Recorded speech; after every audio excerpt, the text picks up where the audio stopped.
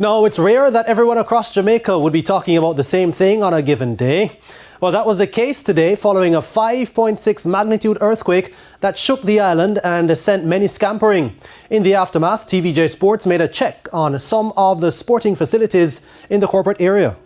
Fear and panic hit the country as one of the strongest earthquakes in recent times rocked the island, enough to send people scampering, even jumping on the desks.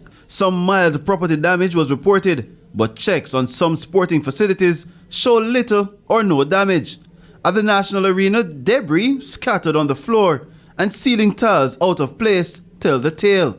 But according to operations manager at the Independence Park Limited, Martin Spalding, what happened at the arena is not unusual. No, man, just some tiles shake out, nothing much. Nothing much, just some, they're very loose. Even the wind sometimes can blow them out.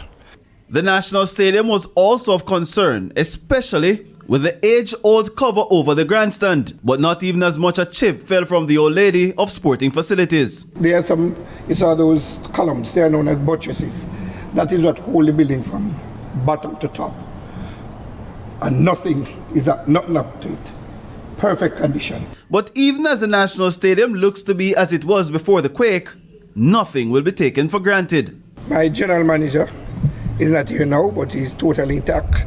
We communicated immediately after the earthquake. He called me and asked me to look, and I called him and tell him I've seen nothing visible.